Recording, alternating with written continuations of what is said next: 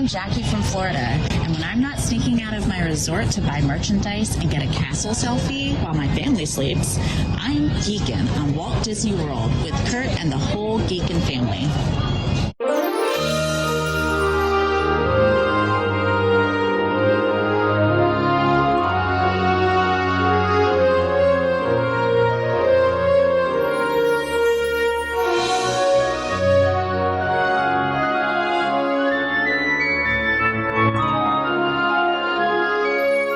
Hey, Disney World geeks, Curtis Stone here, and welcome to episode 426 of the Geekin' on Walt Disney World podcast. This week, Jeremy Stein from the Main Street Magic podcast joins me to review his trip at the beginning of the 50th anniversary of Disney World. This was recorded before my trip, so if you hear me talking about my trip, asking Jeremy a bunch of questions, and a lot of those questions have been answered because I've been on my trip and you've heard my trip report, but I've been having fun chatting with fun Disney World fans like Jeremy. And you geeks for over 7 years, if you're new to the podcast, welcome. I started the podcast with my daughter, Lindsay, talking about our Disney World trips, and then we brought on you Disney geeks, to tell your Disney trip stories. You listeners, you're so positive, caring, and generous, and we encourage a family atmosphere here on the podcast. And before too long, the listeners were calling me the Podfather, and I continue to bring on the listeners to tell your Disney World stories. We'd love for you to join our Geekin' family. We have an amazing private discussion group in Facebook. Search for Geekin' on Walt Disney World Family. In Facebook, it's a group. We'll ask you a couple of questions, see if you qualify for our group. And once you do, you'll be able to share your trip pictures, ask your trip questions, and just engage with one of the best Disney fan groups out on the internet. And we're also independent Disney authorized travel agents with Fairy Tale Concierge. Thank you so much, all you geeks, for booking your trips with Mama and Auntie Judy. We really do appreciate your business. Thank you so much. And they'll help you book those dining reservations, book your trips and your park tickets, the package to Disney World. I saw them up early this morning. I was wondering, Saturday morning, what's Mom doing up early?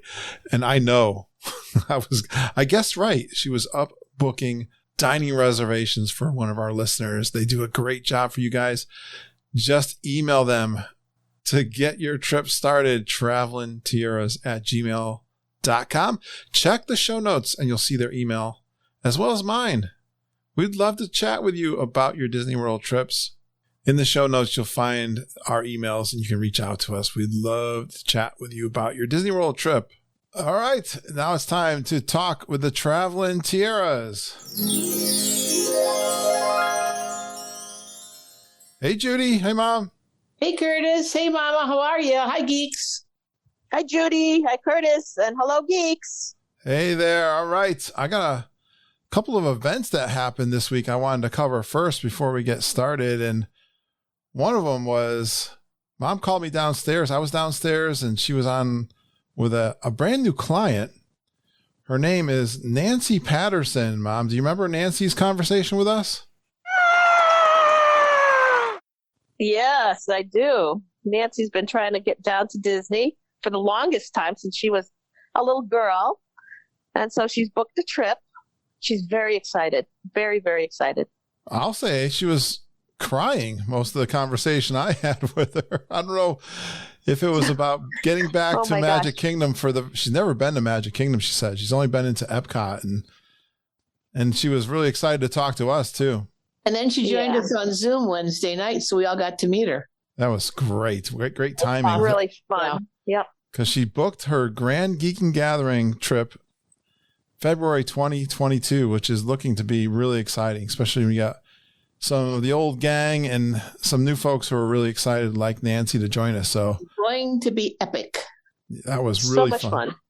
Really fun to talk to Nancy, and she booked a couple of nights. She's going to be there seeing family in Florida. So Nancy Patterson, welcome to the Grand Geekin' Gathering and the Geekin' family. Welcome, Nancy. She's a geek. Welcome, Nancy. All right, I got a question for you guys. This comes from an answer for you guys. Sam Torres. Welcome to the Geekin' family also. Hi, Sam. I see it. This is what we say in baseball is like a curveball that doesn't break. It kind of just hangs there for you guys. So you Yeah. can just like hit it out of the park. That's a baseball analogy. All You right. ready? We're going to hit this one out of the park. Because I always ask, what's a topic about Disney World you'd love for us to cover? He says, is it worth buying an annual pass if you find yourself visiting 2 or 3 times a year? Yes. Well, Well, I know I'm only going 2 times. Well, I suppose if you break it down, we're going to break it down how many nights you got to probably stay to make it worth your while. Because it does. way back in the day, we always said you got to stay 10. It was kind of amazing. Only 10 nights and you can make that annual pass pay off for you. So what does the travel and Tierra say nowadays? Well, it's still, it can be pretty 10 much, nights, right, Judy?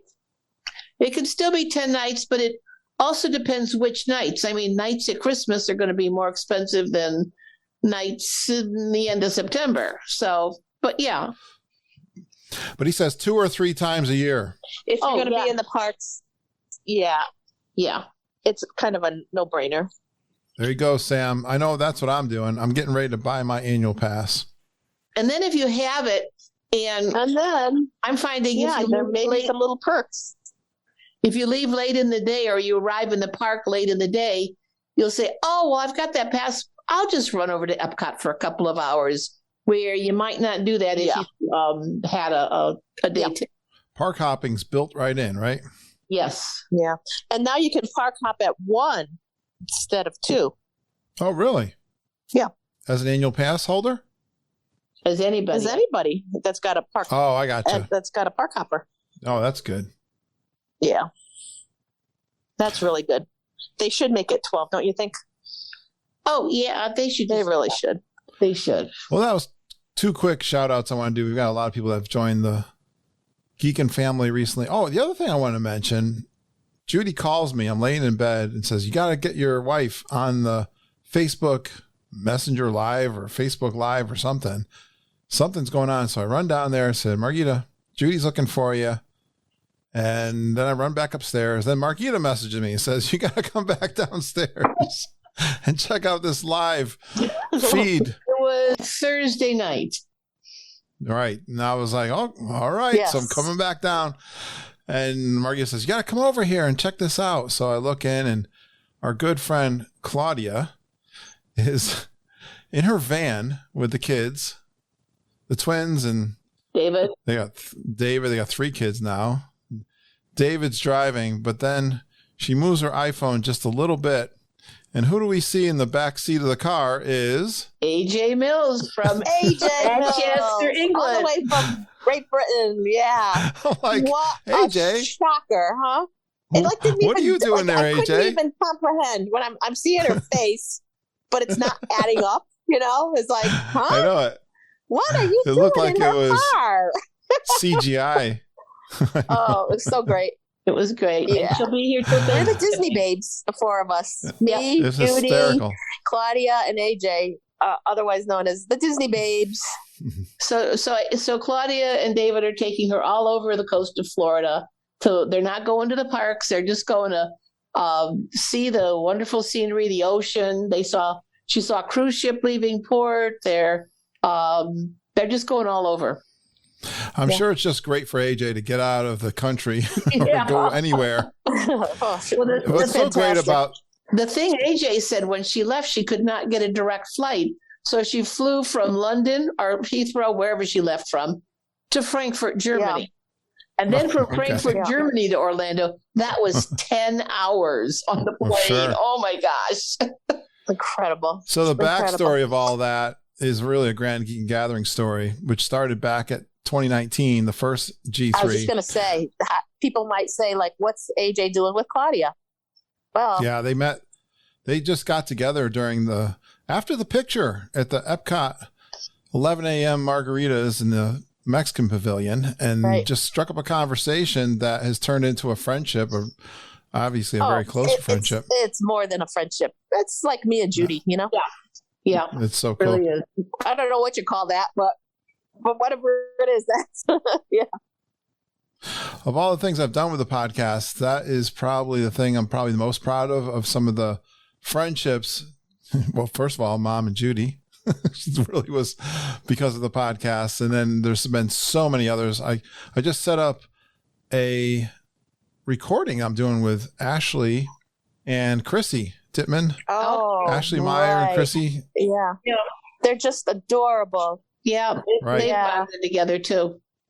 They're I'm doing great. that after Thanksgiving, a recording of their trip reports. And so we hear So this fun. all the time. It's one of the things we're so happy about from the podcast. All right. So lots of great news coming out of Disney World. I just saw some things, Well, Judy and Mom. I have it all written down from D23 has been happening this week and I've seen a little bit, but I did go on the travel agent page and I found out some information. So here we go. Number 1, Finding Nemo, the Big Blue and Beyond is coming back to Animal Kingdom, and it's going to be set to the timeline of the movie Finding Dory. Oh, that's a new show? Yes, it's going to be a new show, and it's opening in 2022. And the guests are going to find themselves, it's going to start in the Marine Life Institute, where they captured Nemo in the tank, and go from there. Oh, cool. All right. I'm all for that. And I'm always a fan of that puppet show Yeah, in the going to have lots past. of songs and things, so that's exciting. Very cool. Da-da-da-da! Fantasmic is coming back. All right. I got to ask you guys, what's your favorite nighttime show? Is Fantasmic number one? It's definitely, yeah. And it's going to have, reimagined new stuff. And it says opening in 2022. It didn't give a date. So, Okay. but it's going to have the live performers and the stunts and the special effects and all that kind of stuff. So I can't wait. Festival of Fantasy Parade I saw is coming back Yes, too. it is. And in addition, it's called the and it's starting in early 2022, but they're going to keep the cavalcades. And they're going to they're going to put new characters in the cavalcades, and they're going to have Nick and Judy from Zootopia. They're going to have Baloo and King Louie from Lion King. All right. They're going to have Jose and Panchito from the Three Caballeros. All right. And Miguel from Coco's going to be in it. That's fantastic. So those are the little cavalcades. We've been big fans of the cavalcade, so that's awesome. Hey, and the other thing I found out is Guardians of the Galaxy Cosmic Rewind is opening in September of 2022, but that could be up until September 21st or summer 2022, because who knows, when in the summer they're going to start it. Right. Oh, No okay. specific date, but it says summer. So Well, that looks really cool. well, yeah, we're really excited for that. I'm a little upset that we're going in June because that's too soon. Well, you never know. Maybe they'll have like previews or something. Maybe because I'll have an annual pass, I'll be able to go in the fall sometime. Yeah. You know when I want to go, Kurt? I want to go back in early December of 2022 because I want to go over to Give Kids the World and I want to see Night of the Million Lights. After seeing You're amazed with that, I have to see those. It was unbelievable. You never saw the Osborne lights, No, did I you? never did. Well, you would have loved that. That was sad when they took That's those. what I'm hearing. I think Mom, didn't you say they moved them over to They donated Give all. Kids the World? Yeah, they donated all of them to Give Kids the World. That's it. That's why. People love to see the Christmas lights. Yeah. Even in places back home, whoever has a crazy display of Christmas lights, people drive by their house. I know. Oh, yeah. Right. All right. Judy, was that all? Yeah, I gave you all of the ones I had. All right. Very good. Marquita, did you have anything? Yeah. Two things I got to say, and I got to choke to death, right? My two were that Indiana Jones is opening in December, finally. Finally. That's a big one. Indiana Jones. That's awesome. Yeah, Indy. Good to know he's And back. the other thing I saw was that Chef Mickey's is going to go back to character interaction. So Oh, That's right. neat. I don't know. I mean, they have characters there and now, right? It's I'm not sure how it's going to be different. I mean, probably they'll come to the tables instead of just hanging around in the background, but I don't know. Well, aren't most of the buffets back too, right? Most of them are, yeah. That's all cool. yeah. Very good. I noticed that. So little by little, things are happening.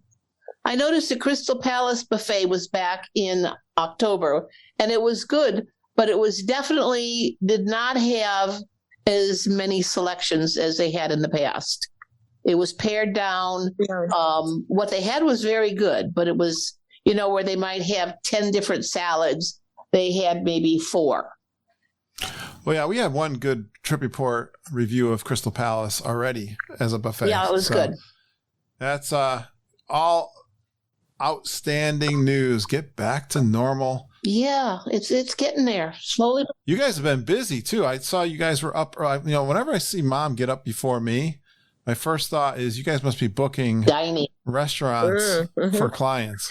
Mm-hmm. On Well, a that's Sunday only morning, happens on the 6 weekends. a.m. Yeah. You don't usually wake up at the cracks of dawn. Sorry, on Sunday morning, but we do.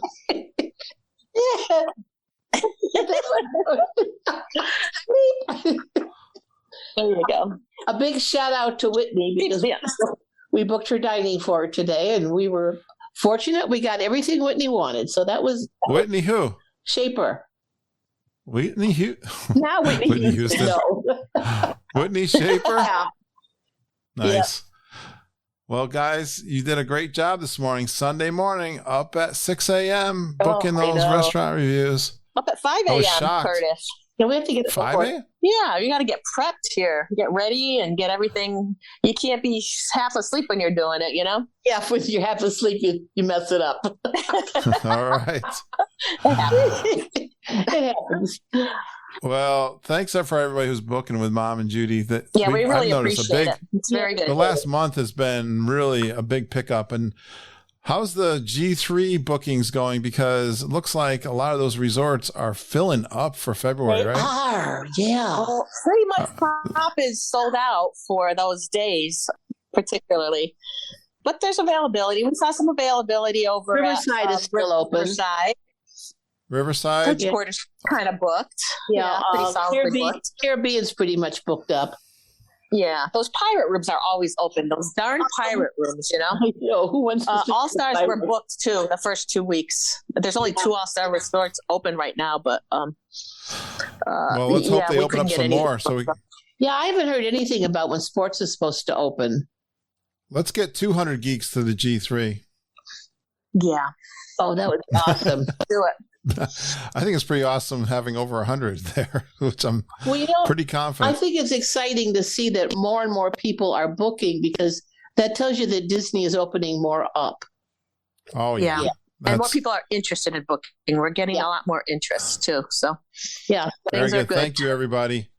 We appreciate it. Getting It's been a better rough. every day. It's been rough, but we're getting back. And Very good. all right, traveling tiaras. Let's All right, geeks. Hey, We'll geeks, talk to you next time. and have a great Thanksgiving, all you geeks. I know that's Happy coming Thanksgiving. up on Thursday. happy Thanksgiving. Exactly. Enjoy. Good job. Have some family time. I'm going to have some time off this coming week, and I'm excited for it. I'm actually going to record a couple of trip reports this week Oh, there too, you go. coming up. Awesome. I think I'll take some time off too.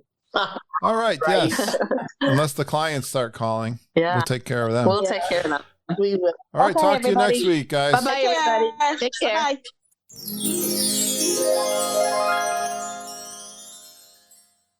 This week's featured trip report. I love talking to other Disney podcasters. Jeremy Stein, he's one of these guys I've been wanting to touch base. He's been a member of our community. I'm so glad I reached out to him. He was awesome on this trip report. You're going to love him. You're going to love his podcast too. Check out his podcast, Main Street Magic Podcast. Jeremy, I hope you come down to G3, but for right now, let's talk about your trip. You went off property. It was a split stay for this trip, but it was for that 50th anniversary, that very first weekend. Yeah, he did an off property hotel. So you'll hear a little bit about that, but also he stayed at one of his favorite properties and resorts on Disney World. It's the Coronado Tower. Yeah, I was asking him all a bunch of questions because that's where I was staying for my trip too. He's got some great dining descriptions for you guys, like the Skipper Canteen. Yeah, that's a famous one for our Disney geeks. And I think this is the very first review we've had of Space 220, the new restaurant over in Epcot. Well done, Jeremy. Talking about some of those 50th anniversary snacks. Well, the Magic Kingdom spring rolls. We've been talking about them for a long time. He loves them too. They've got one just for the 50th anniversary. Cupcakes too. And he even helps me with some Skyliner pub crawl recommendations. He seems to know all of the cast members at all the pubs. My kind of guy. Harmonious reviews. That's the new fireworks over at Epcot. Oh, a little correction if I make a mistake during this episode. We are reserving the French pavilion for our dessert party for G3, and it is already sold out. I'm sorry if you didn't get a chance to get in on that. We sold out 75 spots for that. There is a wait list. Talk to Tony Ann Zarcone if you like to get on the wait list, but that is sold out right now. I'm so excited for that French Pavilion birthday party for Kevin Curtis Allen and Tony Ann Zarcone. But a little correction there if you hear that during this podcast. I know Jeremy wants to get in on it, so get on the wait list, Jeremy. I hope we see you again with you and your wife at G3. And he also gives us an Enchantment fireworks review. Well, I love the positivity and enthusiasm Disney World podcasters bring to all of us who are fans of Disney World. Thanks for what you do, Jeremy, to bring Disney World to each of us every single week. Hey, geeks, I hope you enjoy my chat with Jeremy from the Main Street Magic podcast. This week, geeking on Walt Disney World.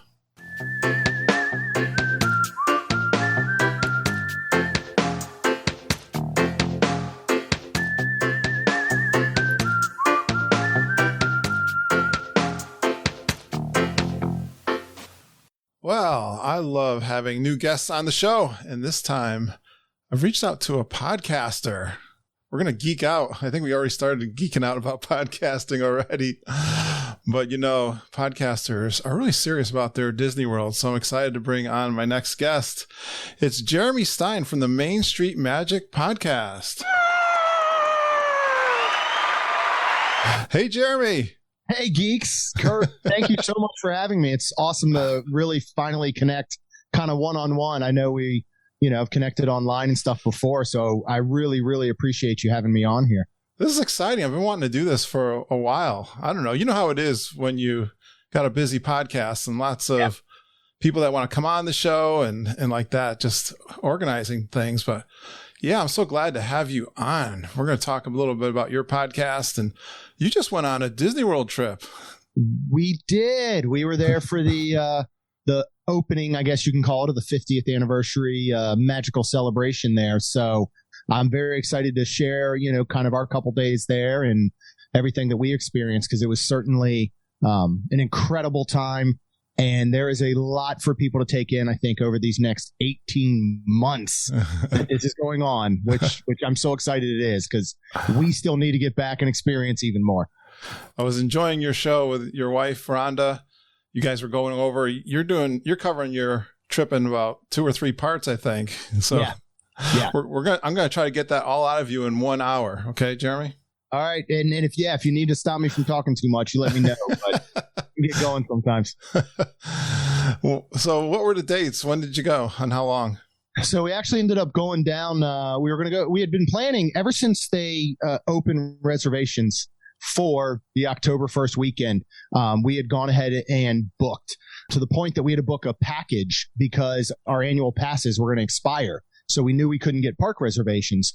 So we booked a package, and once we did renew passes, we went ahead and were able to drop the tickets off of the package and just use those. And it was a really seamless process to transfer over our park reservations through Disney, which I was very impressed with. Oh, good. So we were going to go September 30th, make sure we're there the night before. We were going to leave Sunday, would have been October 3rd. And then last minute, we decided to head down September 29th and just do a one-night off-property stay, because we really wanted to catch Harmonious on that opening night to take a little pressure off the rest of the weekend, making sure we could get over there. So we went down on Wednesday, September 29th, after our kids got out of school. So we were there for technically 5 days, 4 nights. at 2 different hotels.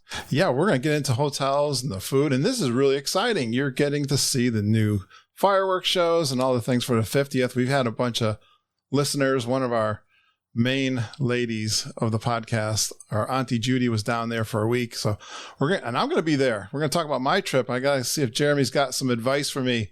I'm getting excited to get down there, see what I need to know. I'm excited for you to navigate this coming weekend. I'm going down there. Yeah. So let's talk about the 2 resorts. What was that first stay? I think it was an off-site one, right? Yeah. So we really love the Flamingo Crossing area, which is right off the Western Way. It's basically behind of Coronado Springs resort area. It is the Disney College program. Some of those new things are located over there, apartments. And one of our go-to places used to be the Town Place Suites or the Spring Hill Suites by Marriott. But they've built like 3 or 4 new hotels there, and there's a lot of shopping. There's a lot of dining coming. I think it's really going to be an off-property location to hit up. Good. So, 24 hours prior, I went on hotels.com and found Home 2 Suites by Hilton. Mm-hmm. And it was like $123 a night all in. All right.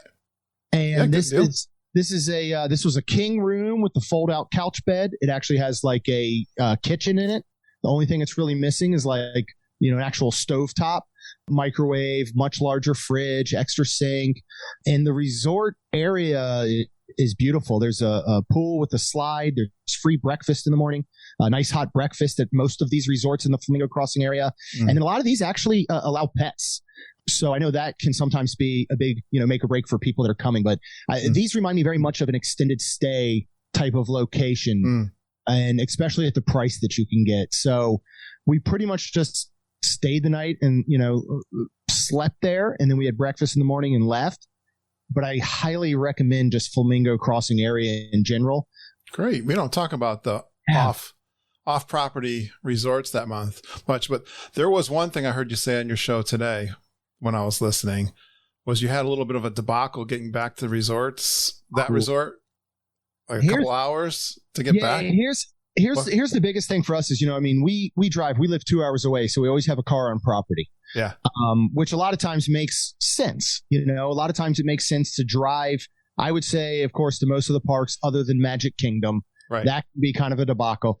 We tend to drive even if we're staying on property. So we had to drive because the shuttle services at these off property are very hit or miss.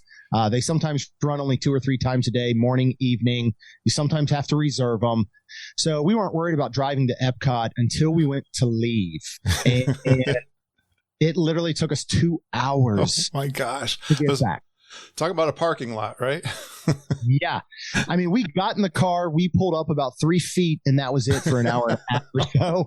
That drives me nuts. We exited, it's the worst, because you don't know what's going on either, unfortunately. And as we're exiting, we did see that there was an on-ramp that normally we would take that was shut down. Oh. Combination of everybody that was showing up. It was a media event night. Yeah. Park closed at 9. Harmonious went off at 9. So everybody was leaving at the same time. But, in the end, it is what it is. I'd much rather spend 2 hours leaving Epcot to get back to my resort than not going. So we were okay with it in the end.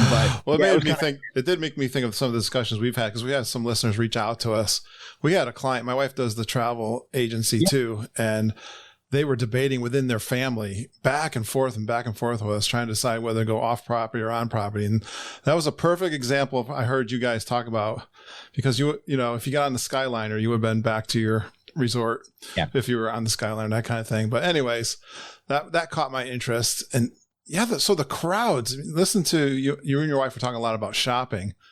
And we all know about the debacle trying to get this merchandise. But how were the crowds overall this big weekend? Yeah, we've obviously not seen anything like this since before the pandemic. Okay. I wouldn't.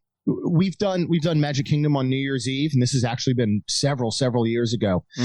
I wouldn't liken it still to the crowds that were during like a New Year's Eve at Magic Kingdom, but it was some of the busiest we've seen. But the only time I think for us that seemed overwhelming and almost unmanageable was what everybody has now seen and what happened in the Emporium at the very, very opening. We were there. We were in the Emporium. That was the only time that it really seemed a little bit maybe uncomfortable. Yeah. A little bit like, all right, this is really nuts. Everything up to then was well managed. Okay. And even from the time we arrived to the front of Magic Kingdom on October 1st, they opened the turnstiles at 6:20 a.m. and which is a full hour and 10 minutes before they were supposed to let resort guests in.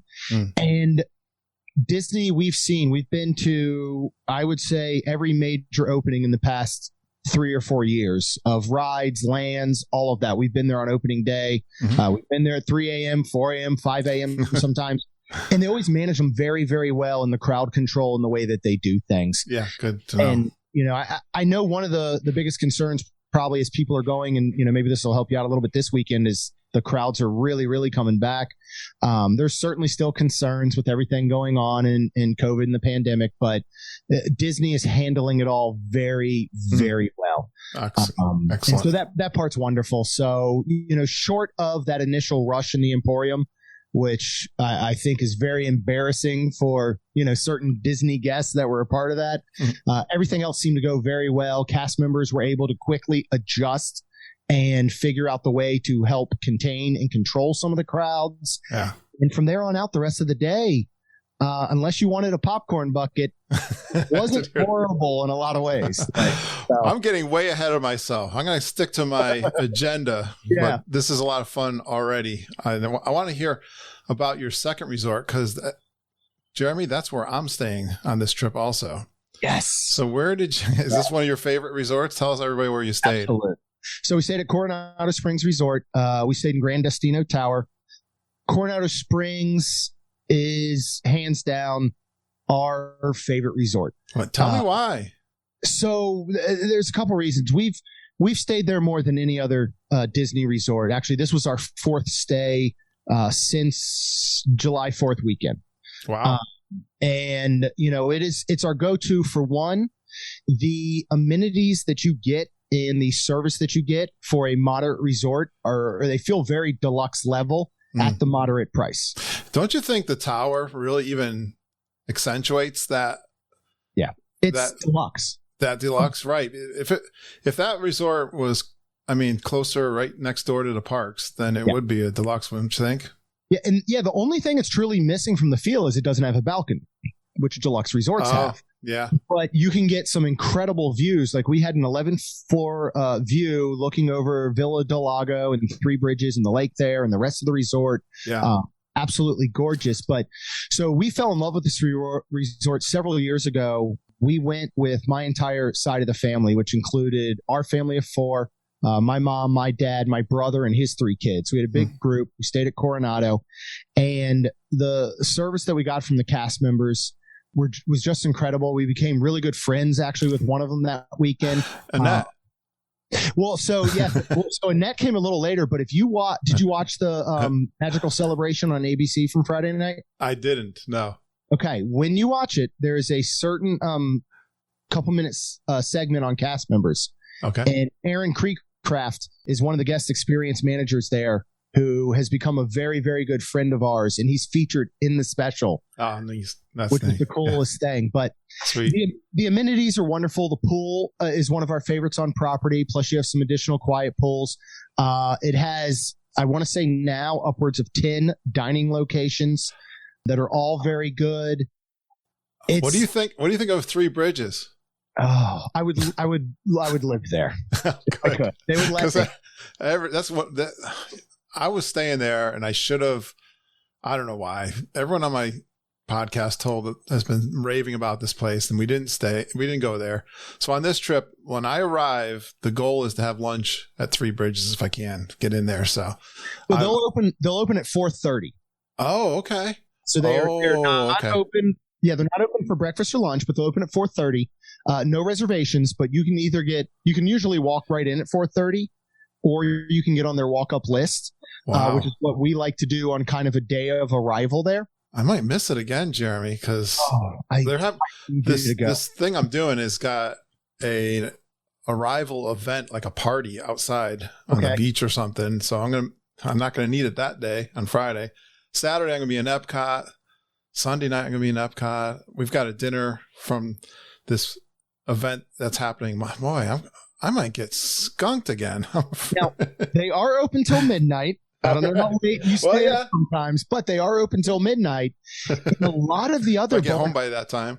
Well, yeah. I mean, even if you're right ahead of time, you should pop in and say hello because I know I got to do it. Amazing. And a lot of the bars and lounges on other, resorts are still closing at 10 right now. Okay. So the fact that Three Bridges is open till 12. I love it. I shut it down one or two nights while we were there. I tend to do that. Yeah. Coronado, it really feels like home. Like we've even, our youngest daughter, who's almost 12 now, Lacey, she truly calls it home. Like there was one time where we said that we were going back to the resort. We were leaving a park. She's like, well, what are we doing? And we said, we're going back to the resort. And she's like, do you mean home? And it was just like, love it. Yes. Love and it. it just has such a good feeling to it. And the cast members are some of the best we've ever encountered. So I'm so excited. I heard you talk about Annette. So I'm going to look for Annette. Yeah. Where do I look for her?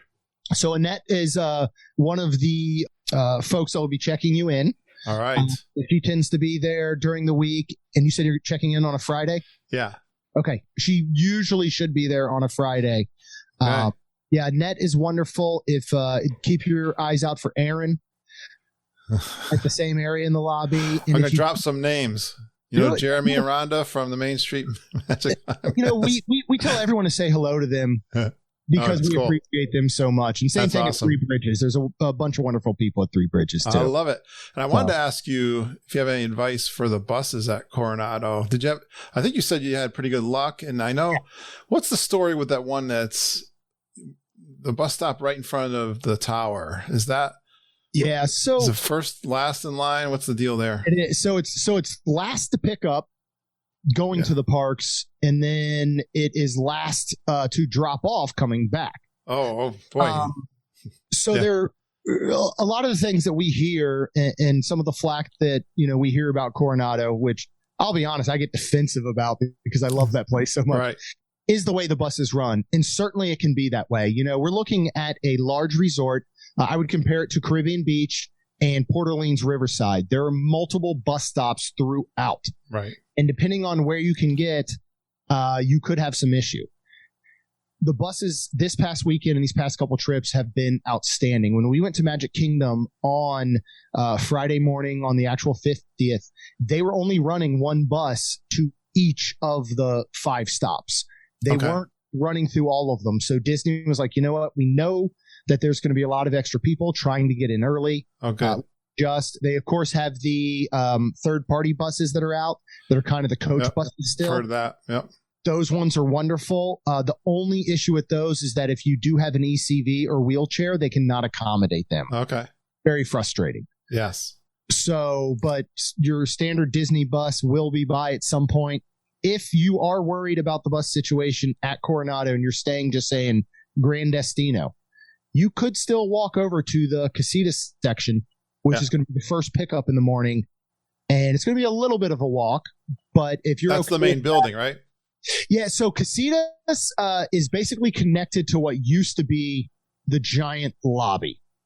Okay. So the lobby there has been converted into kind of a rest area, and Grand Destino is now where all check-ins happen, regardless of where you're staying on the property. Oh, okay. I didn't know they did that. Gotcha. Yeah. Oh, okay. Yeah, they had a big check-in area there. Gotcha. Yeah. Yeah, and sometimes they'll use it a little bit for overflow if there's a giant convention in town, but they've really converted it a lot to make sure that Grand Destino is that main check-in. Ah, that makes sense. And then there's like a little, I won't call it a tunnel, but there's a little walkway that connects the two. Yeah. It's all indoors, which is great. It is indoors. Okay, yeah. Of course, Florida weather, rain, heat, the fact that you can go from Grand Destino, the lobby there, to the old El Centro, which includes Panchito's gift shop. It includes Maya Grill. It includes El Mercado, which is the quick service. It's nice to be able to do that. And if you're actually staying in Casitas section of the rooms, which is a preferred room, you sometimes have to never leave indoors, or you're at least under a tunnel, which is great when it's raining every single afternoon here. You're getting me excited, Jeremy, as if I wasn't already. Good. I'm for you. I cannot wait to hear about it. We'll have you on our show so we can hear all about Oh, your thank you so much. experience. Yeah. I would love to do that. Mine's a little different of a trip. My son's father-in-law won a trip. I mean, a vendor of his offered this trip on points that they have the system and like that. And Okay. And so it's a company putting it on. Wait till I tell you what they're going to do. Well, the biggest thing is they're going to have a big reception party when we get there. So that's food and Mickey and Minnie and DJs and stuff. So that's like a 3-hour party at the resort that we get to.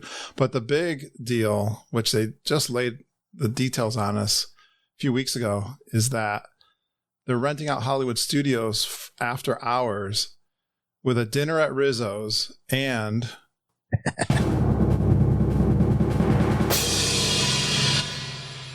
so they rented out Rise of the Resistance, the attraction for the night too. Wow. Oh, I cannot wait to hear all about this then. That's incredible. That's pretty crazy. I mean, it's like late at night. It's like 8 to 11, 3 hours. That's so cool. So, well, yeah, I'm excited. All right. Where was I? Well, let's talk about food. Okay. That's kind of the trip report agenda I go through, and we love to talk about food. So I know you did a couple of sit down restaurants. Yep. And one of them's your favorite because I was listening to you on your show today. Yeah. What's that first one? So Skipper Canteen at Magic Kingdom, I think for us, is one of the most underrated hidden gems on property. We hear it all the time. It's hysterical. This comes up so much. Maybe it's my audience and your audience would be the same. They're just geek and Disney World people that know enough to go there. Yeah. First of all. It's funny because I think that when this first opened, it got a little bit of a bad rap because Magic Kingdom has never been for adventurous eaters. And, I think there's a lot of people that will go to Disney for the first time and they're expecting theme park food. Yeah. Not theme park food. This is just elevated amusement park food. No, not at all. Yeah. This isn't burgers and fries, which Disney can still do very well. But so I'd been looking, we had these plans forever. And honestly, when the 60 days out came, I didn't even think of reserving a sit down restaurant because I just thought there's no way we're going to work it into this crazy day. Yeah. And so a couple weeks prior, I just started looking and I would look and a Skipper Canteen popped up and I was like, I know we've been here half a dozen times, but let's go. 1 p.m. It'll be a good break from the day. It'll be a good break from the heat. We can get something to eat. We can grab a drink, which you can't do in Magic Kingdom unless you're at a sit-down restaurant. And wouldn't mind maybe a midday cocktail. And so we went ahead and went here. And as always, it's wonderful. The atmosphere is incredible. Jungle Cruise is one of my favorite rides at Magic Kingdom. And they carry that over so well from the puns and the cast member that's seating you. And the food is always absolutely delicious. Yeah. I know my first experience, I had a steak salad that was really spicy. And I heard you and your wife talking about. So tell me what your favorite entrees are there. So here the tastes like chicken because it is. Right. It's a standout dish. Our daughter actually will usually get the steak and she does enjoy that. What we had this time, and we've eaten through a lot of the meal, there's a pork belly appetizer, I want to say, that's very good. There's a falafel for an appetizer that we've always loved. But they have the veranda fried rice as one of those 150 different foods. They introduced the 150 foods for the 50th. And this is spicy like chili garlic shrimp, and it's served over a pork belly fried rice, has eggs and peas. They called it an appetizer, but this thing looked like a meal. Right. And it was outstanding. It was freshly made. The shrimp were huge. I'm a big proponent of like shrimp. I love seafood, and these were perfectly cooked, seasoned, big giant shrimp. We originally got this when we ordered it, and we thought we'll each get an entree. And by the time we split this, we're like, we're gonna split an entree because it's a good amount of food. Yeah. So for the first time, going to Skipper Canteen, we got the Perkins Thai noodles, which is kind of their like signature dish. So this is like seasoned vegetables. It's got rice noodles in it. It's got a spicy soy chili garlic sauce, and you can add chicken if you want. If you don't add chicken, it is a vegetarian plant-based dish, and they serve it with tofu, but we wanted to add the chicken. Gotcha. And again, this was just a hearty, delicious meal. Everything's cooked to perfection. It's chicken thighs, so they're real nice and tender. And I would easily get this dish every time we go back. We have a good friend of the show, Deirdre Watts, who says her favorite meal on all of property is there. And I'm going to murder it. Chapatas, or what is it? Yeah, does that make sense? Pork? Yes, it's one of the appetizers with pork. Right? Yes, that is also delicious. Yeah, we've had great reports about. That I didn't even realize. I thought it was an entree. So that's just a. Yeah, I'm pretty sure it's one of the appetizers because we've done that in the past. But gotcha. Yeah. Again, all their portions are really good. I actually think everything here is pretty well priced for a sit down restaurant. So the bill doesn't get too expensive. And yeah, it's such a cool atmosphere, and the wait staff is wonderful. And even our waiter Jonathan, it was the first day they were serving that fried rice. He asked us about it. He's like, how spicy did you think it was? Like, I want to be able to tell other guests because he hadn't had it yet or tried it. So just that attention to detail, you always get from the cast members to me is just, it's the best. We all love that about our cast members, right? Good.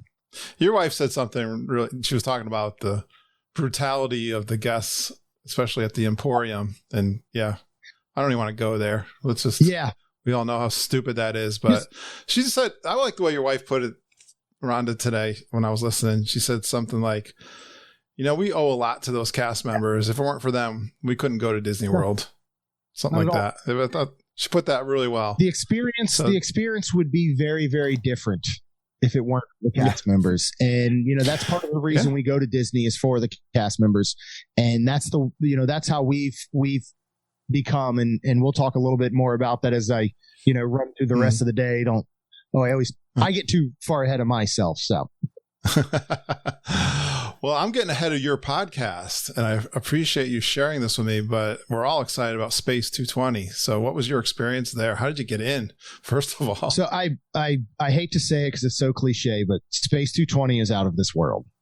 I'm going to say it. I'm going to go there. There you go. I'm a dad. I do dad jokes. So yeah, we're okay with that. We were very fortunate to have gotten a reservation to get in there. Certainly not an easy task, but we had a 1 p.m. Reservation at Epcot on Saturday, October 2nd. And Kurt, honestly, I'll tell you from beginning to end, this is one of my favorite dining experiences. And we've been very lucky to eat at a lot of Disney restaurants.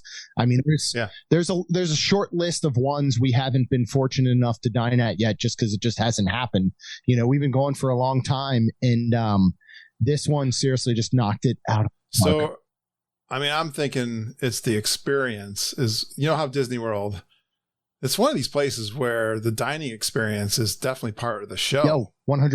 Right? Yeah. There's so many unique experiences like the sci-fi or the, there's so many, you don't get that kind of experience somewhere else. So that's what I was anticipating. So are you combining kind of the food and the experience then completely to make that assessment? Yeah. One of my things has always been, and you'll hear about it on our show sometimes. And actually, I think Disney does food very, very well. There's a lot of places that we love and they do food well. I do understand that sometimes the experience combines with the food to make it very good.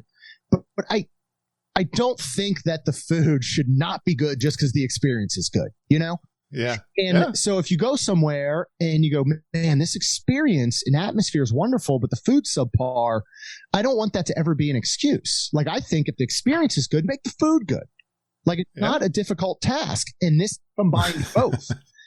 So, that's awesome. From the moment you arrive, well, and they're just getting started too. Sometimes, right? Oh, for sure. You're when did it open? I mean, 2 weeks ago. Yeah. So So for it to be as good as it was, and from the moment you arrive and you're greeted and you're given your little boarding pass, and they bring you in, and there's kind of like a little waiting room before you get on the elevator that's going to take you 220 miles up to this space station. It's wonderful. And then they call you in and you go into this circular room. Think about it kind of like the transport ship on Rise of the Resistance, where that transport ship has front screens and back screens that are putting, immersing you in this experience. This has floor and ceiling. So you're surrounding, looking over a railing down a window, or you're looking up. That's awesome. And you jet out of Florida, and you can see everything happening, and you can see Earth. And then you. Hey, wait a minute, Jeremy. It's not a centrifuge, is it? Because I get a little nauseous on that Mission Space thing. No, honestly, it's I'm not a big fan of Mission Space, and this is very subtle. It's not tricking me. I will not. I will tell you, Kurt. This is a very subtle elevator ride up. Because even after I eat, I don't think I want to be riding like centrifuge. Right? No, this is weightlessness. Perfect. This is perfect. Nice. And you walk out of this elevator, and honestly, first of all, I think this restaurant belongs in Batu with some subtle changes to make it Star Wars themed. It would be the most perfect fit, because when you walk out of this elevator door, it is a lot of that same feeling, not quite as massive, obviously, as when you walk out of the transport ship and you see the stormtroopers, you're in the Star Destroyer, and you have giant screens. It's breathtaking. It's well, you just gave us a great idea. When Disney's listening to these shows, they should do something. Let's keep the one in Epcot. Let's do another one in Star Wars Land. I told that we got to know the manager, and I walked out after, because she was like, how was your experience? And I was like, this belongs in Galaxy's Edge. But don't move it. Yeah, just make another one. Yeah, let's just make another one. But and food from beginning to end, a lot of the concern, of course, for us, and of course we didn't do dinner. We did lunch at $55 prefix per person.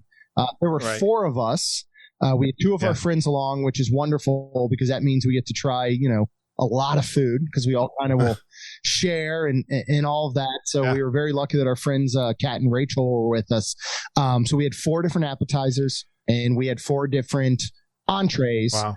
And we had several different of their drinks.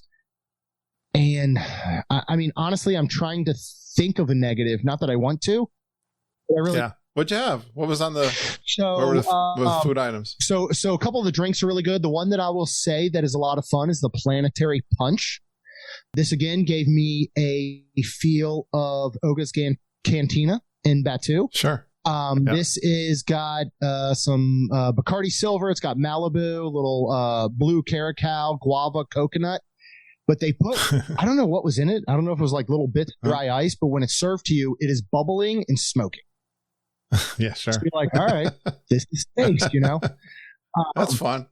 For our appetizers, I'll run through real quick. We did the Big Bang Burrata. We did the Starry Calamari. We did the Blue Moon Cauliflower and the Neptune Tartare, which is a tartare yellowfin tuna. Calamari, very, very good. I will say that I think the cauliflower is a breaded and deep fried cauliflower with a buffalo sauce.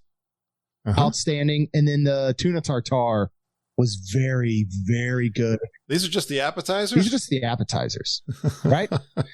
So then when we moved in, we went with the Centauri burger. We had the flat iron steak, the baked macaroni, which is much more like lasagna. I'm thinking lobster, because the next one is, we went ahead and I paid an extra $18 to do the Galactic Lobster Globe. So, what is that? Lobster's my language. I know it is. I follow your lobster roll adventures. So this is a Maine lobster salad that has quinoa. It's got avocado. It's got lettuce. There's mango in there. There's a light citrus dressing. It's got wontons. And I kid you not, I think an entire lobster was inside of it.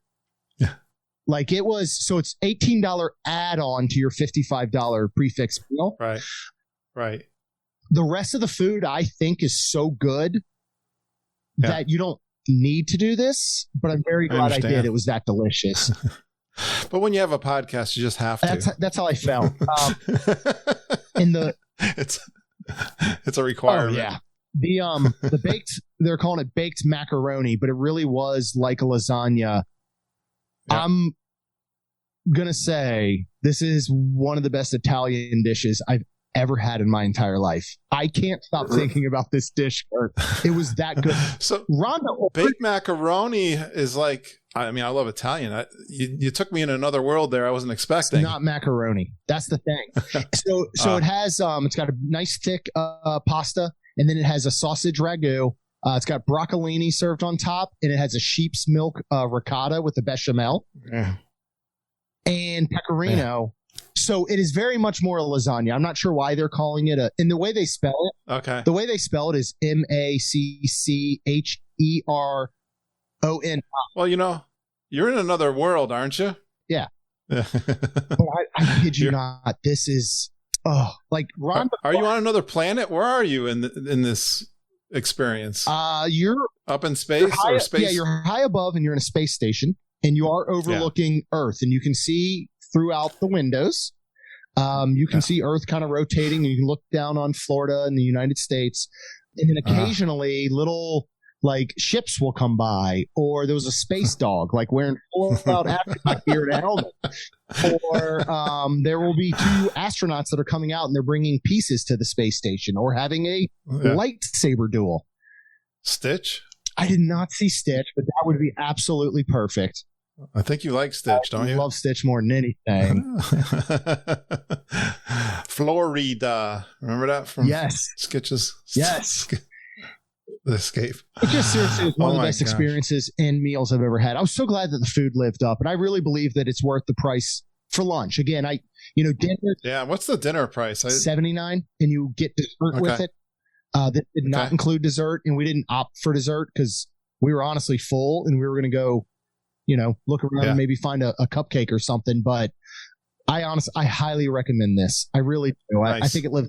I'm so glad for this review. And how about the cast members? Is there some kind of show going on, or no? What are they? So they're all so we had Kathleen, who went by Kat, and then we had our friend Kat at the table. So that was a little confusing every time we said Kat, but she was so knowledgeable.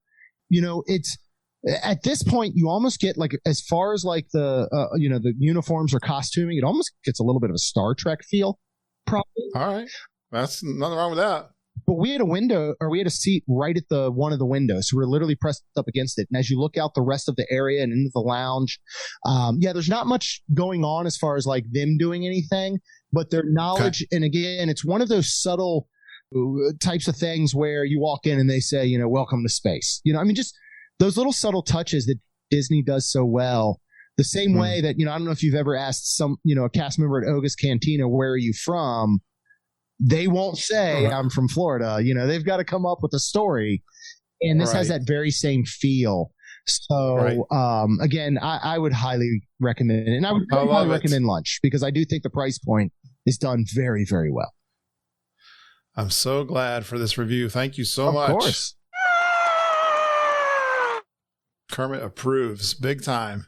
Well, I don't know. I guess you didn't do a lot of other sit-down restaurants. Any kind of snacks or anything else, quick service that appealed to you on this? Yeah, not so much this, because I think we were running around so much that I feel like we didn't eat enough. But we always go for the egg rolls at Magic Kingdom. Heading into Adventureland.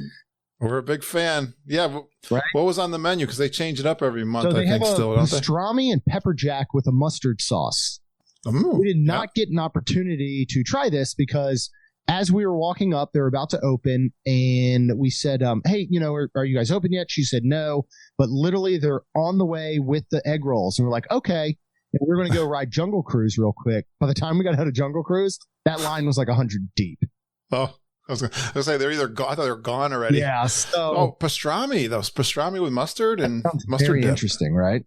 I like that. I don't remember hearing that one. Yeah. That sounds like a new one. They're calling it their 50th anniversary egg roll, which is interesting. I think it sounds good, but I don't understand, the connection to the 50th. But other than that, they're riding it. They're riding it hard. 100%.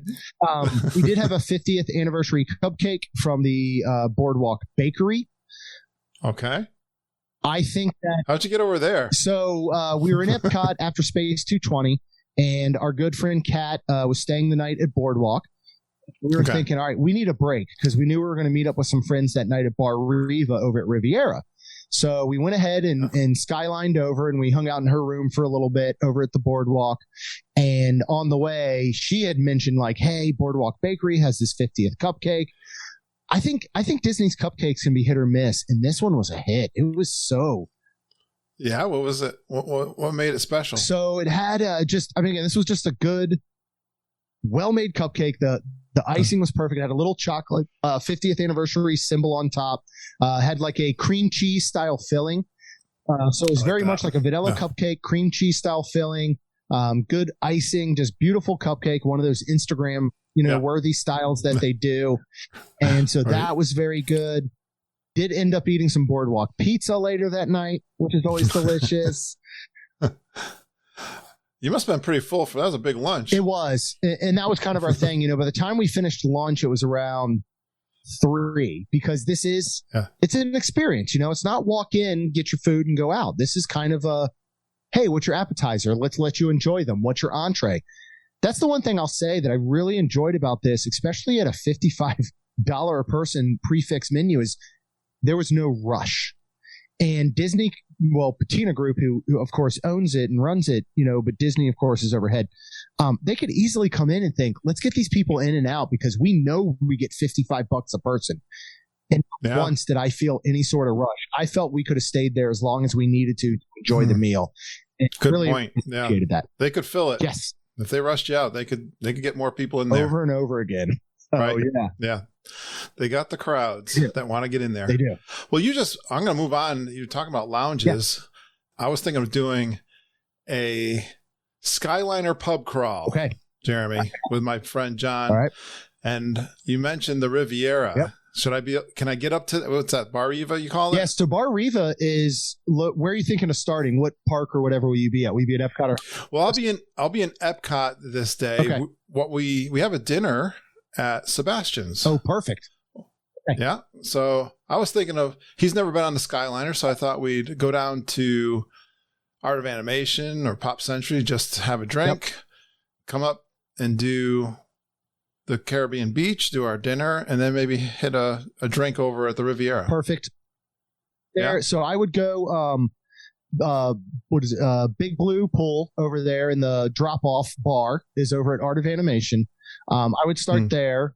Mike normally is the bartender there, who is wonderful.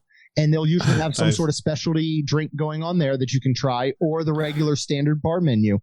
Go ahead and skyline over to Caribbean Beach. There's a couple things you can do. You're either going to be dropped off at the main hub, and you're going to have to walk over through Caribbean Beach to Sebastian's, or you could take it to Riviera, and it's actually a little shorter walk around into Sebastian's. But Sebastian's is outstanding. That's true. You can walk. Yeah, we ate there a few years ago after they had reimagined it. We were very happy with it. And I know they've changed the menu up, and it's kind of a family style, but I thought that'd be kind of fun. It looked like like a skirt steak with chimichurri sauce and some pork. Yeah, there's a steak, there's a pulled pork, there is a roasted chicken, which is honestly amazing. Nice. We kept getting lots of the extra sides. The service is wonderful. But what you could do is, come around and do your dinner. Head out to Banana Cabana.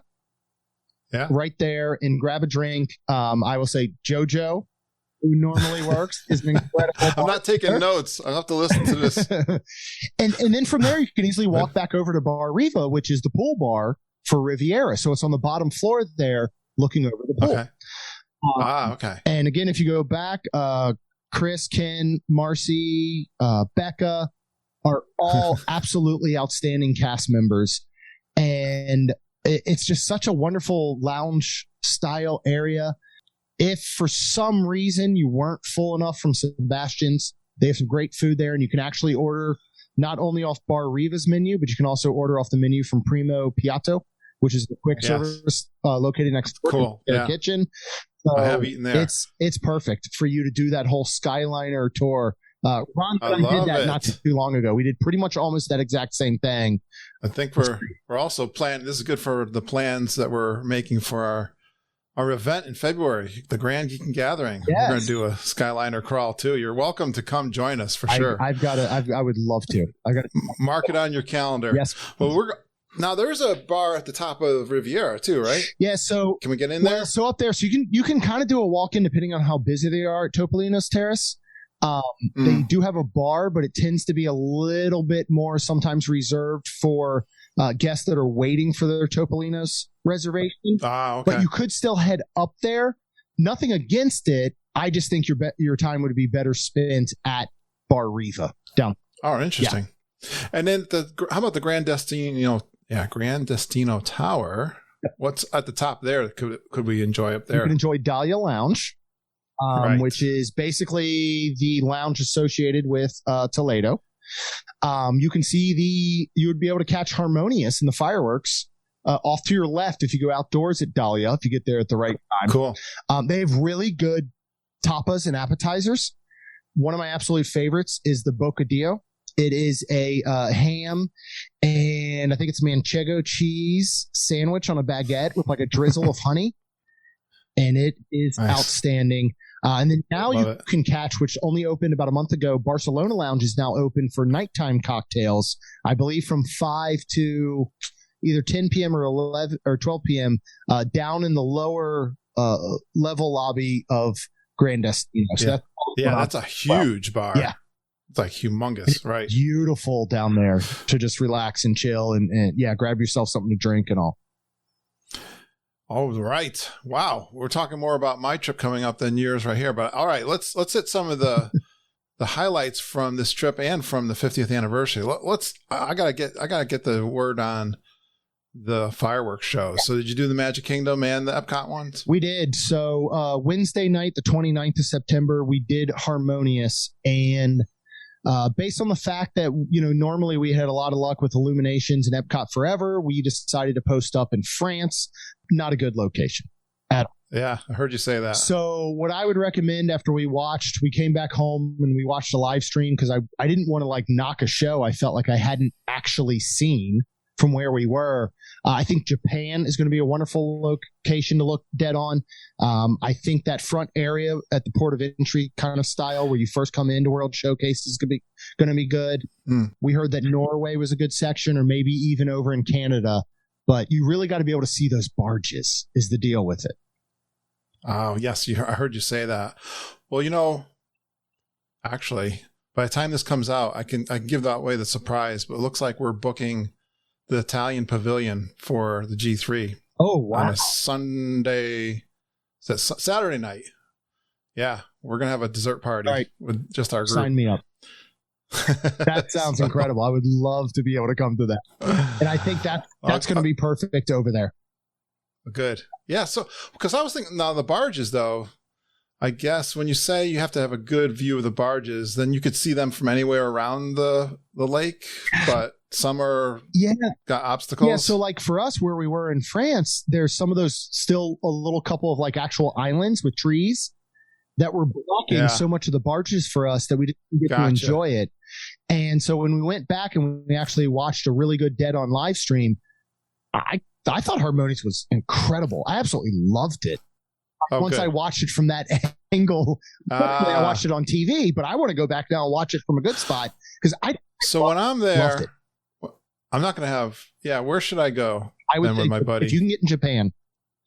Right there, neath that arch, kind of staring out ahead. That would probably be pretty ideal for you.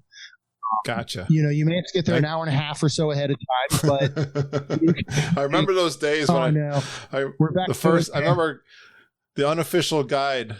Yeah. Looking through the book, trying to find the best place, and I got there an hour and a half ahead of time. This was first trip with the family, and we were in the Mexican on the bridge. Oh yeah.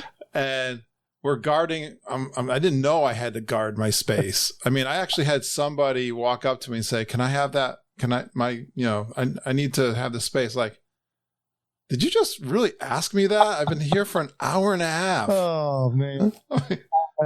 Right? The gall of some people. I know. I know, and and if anything, that's gotten worse in some ways. Luckily we didn't experience it. I mean, it was really good. I wish we had a better spot, but again, watching it on TV at home, I was like, you know what? I love the show. It represents every country with a certain Disney IP and movie. Yeah. I thought it was beautiful. I really, really actually enjoyed it a lot. I think you and Rhonda were saying, did you already book a fireworks dinner package? No, we're looking. I tell you, we've done the Rose and Crown. We did that for Illumination. Illumination, yes. Yeah. It's great, what we want right? to do. It's so good. That's one of those ones. We love Rose and Crown. Talk about bars and all. We love to stop in Rose and Crown and just grab a drink. I always get a snake bite and move on. But that was the first time we'd ever eaten there. All right, what's in the snake bite? So we've talked about this recently. So it's a half split of Harp Lager and then a Strongbow cider. So it gives this. It gives this, like, cider can sometimes be a little overly sweet and overpowering. Yeah, and the lager just cuts it enough.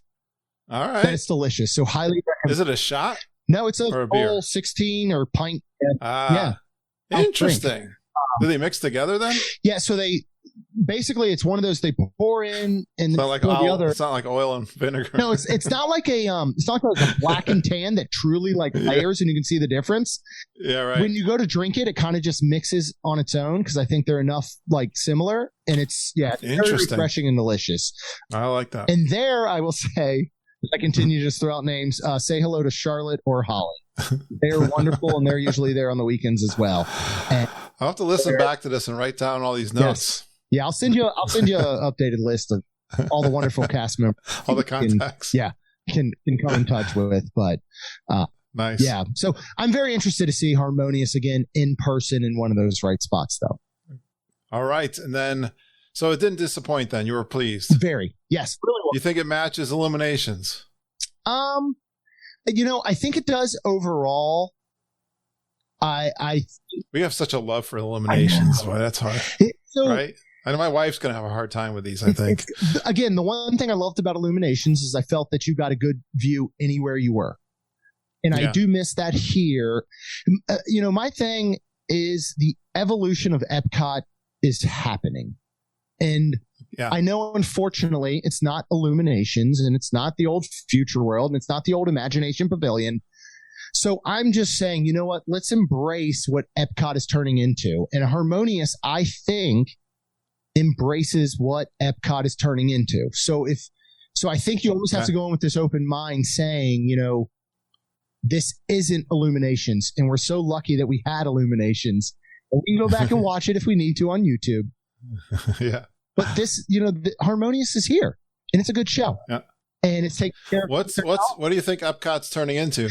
I think it's just kind of developing into this very new park that is going to look towards a different future. The old Epcot looked towards a future that we all thought we would be living in, but it was kind of like I don't know how to explain it, almost like a contemporary future, like a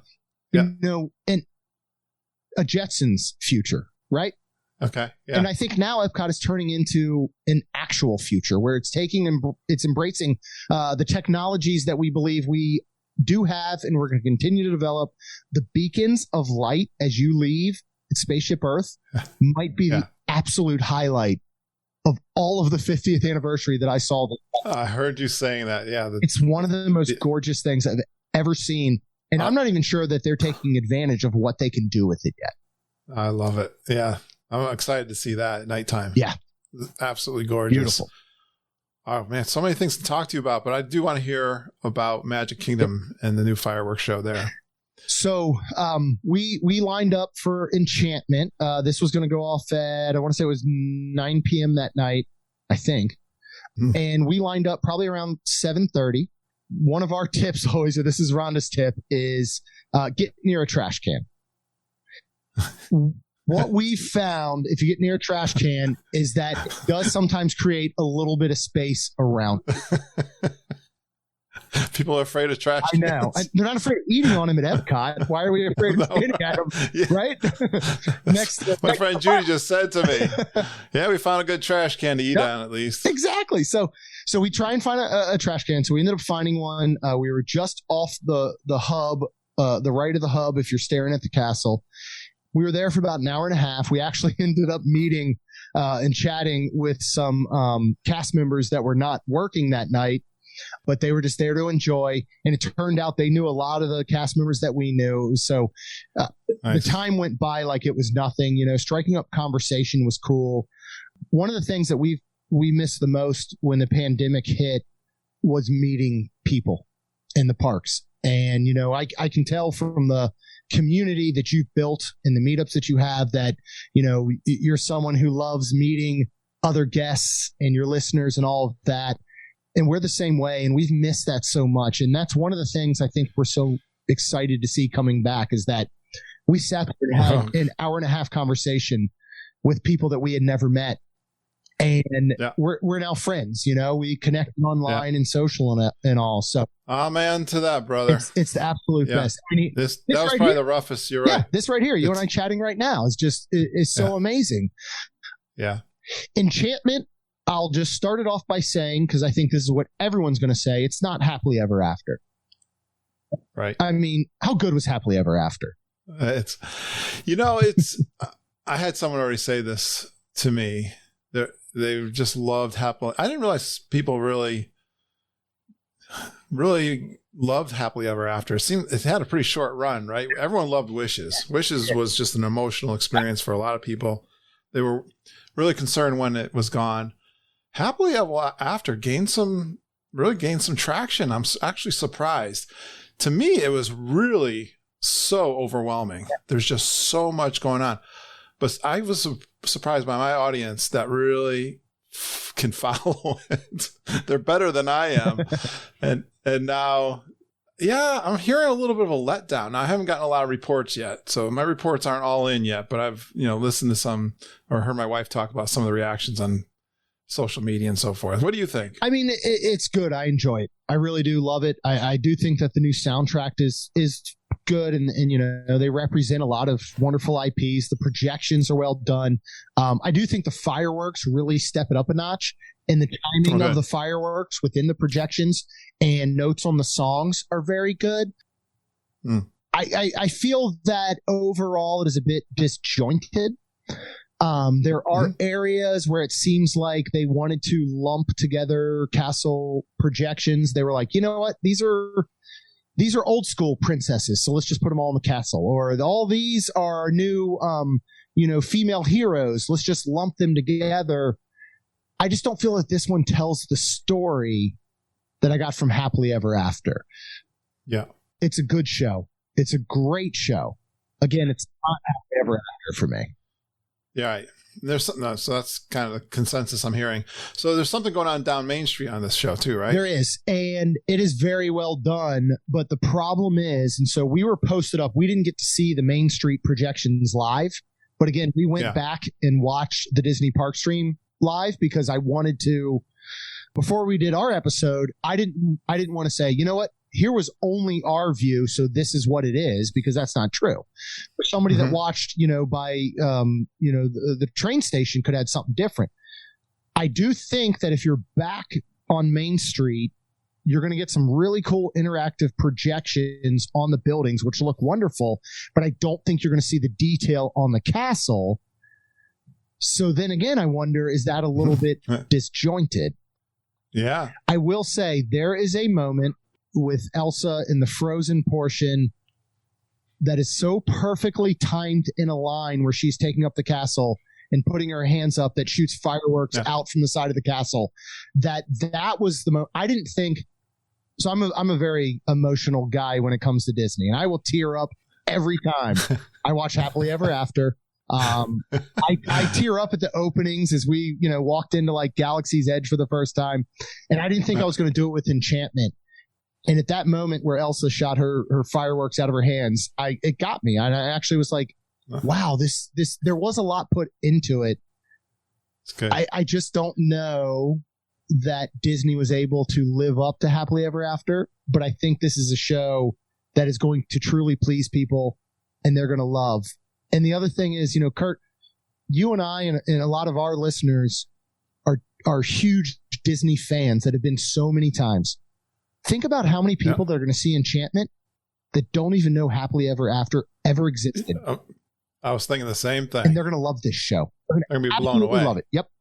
And that's the thing I keep trying to run through my head is, as we look as a Disney community and everybody wants to nitpick all these tiny details, that's coming from a very strong Disney community.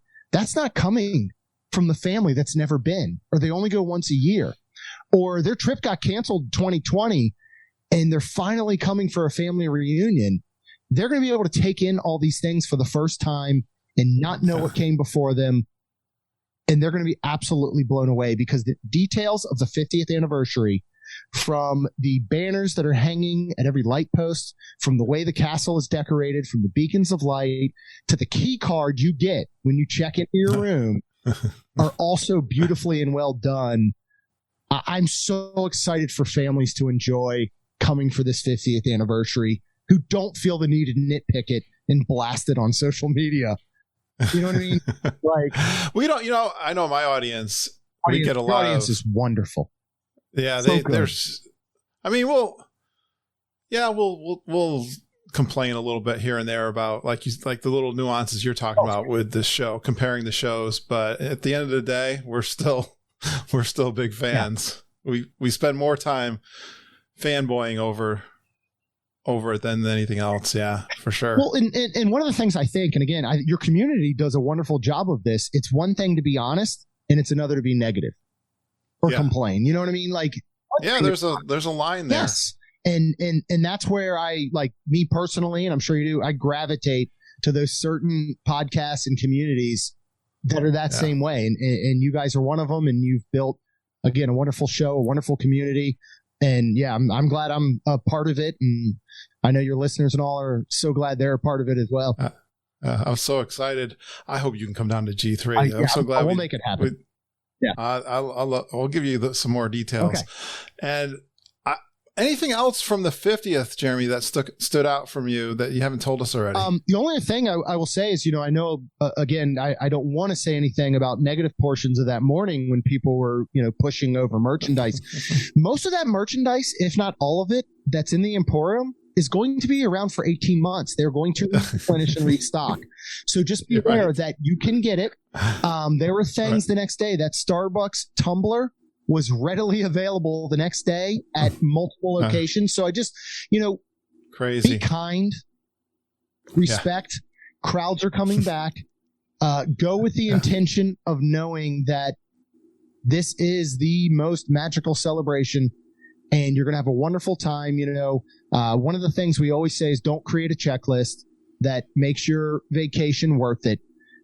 Don't say that I have to get this or do that and check it off to make my vacation worth it. Your vacation is going to be awesome because Disney has gone all out with making sure that everybody's going to enjoy this 18-month celebration. I'm so excited to see everyone else enjoy it. I know everybody can't get there, at the beginning of it or even maybe over the next several months.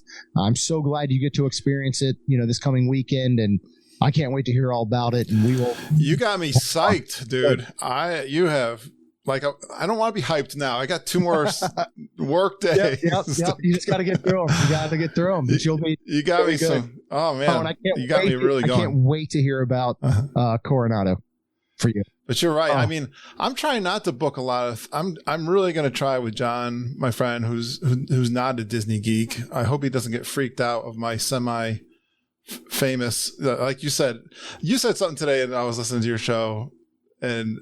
Man, I think we're so alike in this. I love when listeners come up to me and say, "Hey, are you Jeremy?" Well, they don't say that to me, but that'd be awesome. That'd be weird. But yeah, I'm totally with you. My wife thinks I'm a nut, but I love it. I love it. We and I'm sure you're the only reason we started this show is to help people have a better vacation. Yeah, I did it very specifically to build community. Yeah. So please, if you see me, Don't be shy. I had someone say to me, I've been following you. I saw you come in the park and I was kind of following you, but I was a little bit afraid to come up and say hi. And then we were stuck in this line at Pandora, the Flight of Passage. And we were in the line together for like a half hour. This is when that line went all the way down to the Lion King. And she says, I got to tell you, are you Kurt from Geeking on WDW? I said, yeah, I am. And then we talked for like half hour and gave her all kinds of swag and stuff and said, yeah, so don't be shy. Yeah. Jeremy and I love to talk. We love to ham it up with you guys. Yeah. Well, I learned it so much more. And last thing I'll kind of touch base on is I'll see other, podcasters and people in the parks that I'm like, I'm not going to go bother them. I know. I feel the same and way. This past weekend, I was like, you know what? I'm going to go bother them. I ran into Jeffrey Epstein, who hosts the D23 Disney Inside podcast. Like, he's and I saw him and I tapped him on the shoulder and I just said, hey, man, I just want to say I love what you do. I'm a big fan. I look up to you. And he sat there and talked to me for 10, 15 minutes with his producer. And it's just so wonderful connect. So same thing. I'm like, hey, if I would love for someone to come up and say they enjoy our show, which is all that matters to me, it's just the best. Then I'm going to make sure I do that to other people. So I'm going to take your advice. You just got to do it. You go for it because the Disney community, anything kind of like, I guess, life in general, anything negative you see, there's 1,000 things that are positive.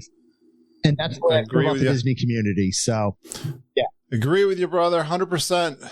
And I don't know, anything last words before? Oh, definitely. Let's tell everybody what your podcast is. You and your wife do a wonderful job, and you'll get more. I didn't get into half of what these guys did on this small, short trip. I think you're going to do like 3. Are you going to do like 3 episodes on your trip? Yeah. So we'll end up doing a second part of like the normal stuff we did, and then we're going to just do a separate, completely separate 220 review because I thought it deserved it. But yeah, if you want to listen, you go to mainstmagic.com. We are Main ST Magic on Twitter, Instagram, Facebook. We have a Facebook community that we love, very similar to yours, that is just, bringing people together.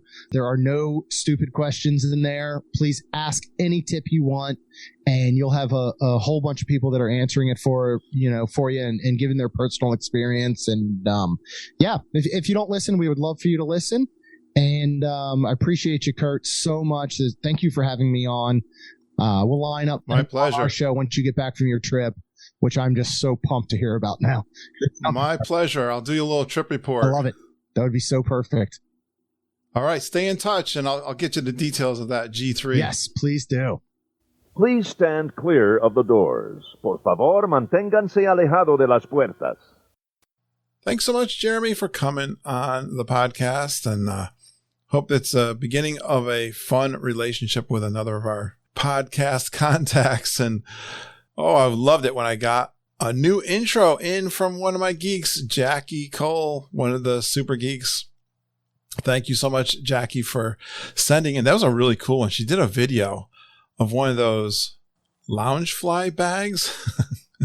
Samantha, you would have loved this video, but of course you only hear the audio for this intro, but that was fantastic. Jackie, thanks for sending that in. I'd love for another geek to create an intro for us. It's fun. You could do it as a video, audio on your phone. Just tell us your name, where you're from, a fun Disney World tour about yourself. I can suggest you just tell us your name, where you're from, and a fun Disney World fact about yourself. And then you go geeking on Walt Disney World with Curtis and the whole Geekin family.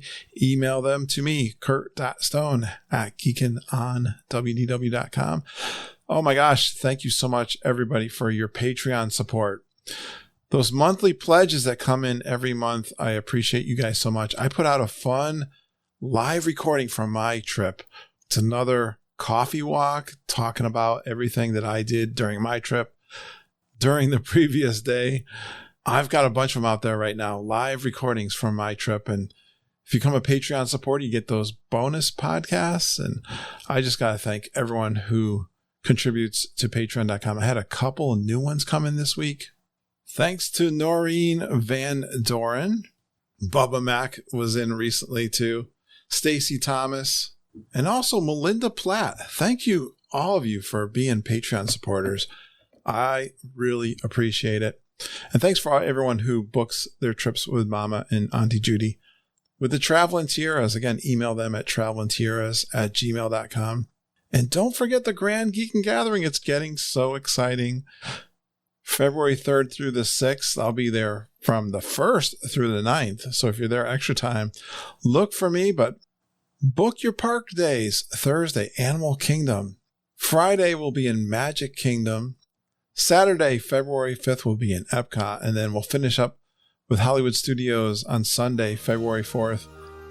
We would love to see you there. I'm getting so excited. We got so many people coming in, booking their trips with Mom and Auntie Judy, and getting exciting for the Grand Geekin' Gathering. I can't wait. It's going to be in February 2022. It's going to be epic. The rooms are getting really tight. You're probably not even going to get a value resort at this point, but definitely reach out to Mom and Auntie Judy if you'd like to get in on that. I did some new t-shirts. TeePublic. Look for teepublic.com. Look for our store, Geekin' on WDW. I've got a fun one out there. I did a couple of different versions, but they basically say, where's the Margarita Lightning Lane? Yeah.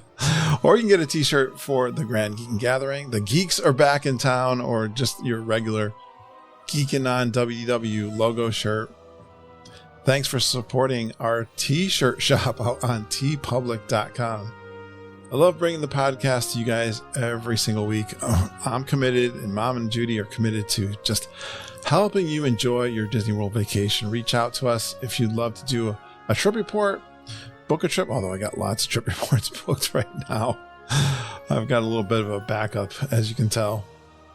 We love reviewing your plans for your trip. Thanks for going geeking on Walt Disney World with us. We really appreciate you listening and geeking with us every single day. We love you, geeks. Have a magical day, and I hope all your dreams come true.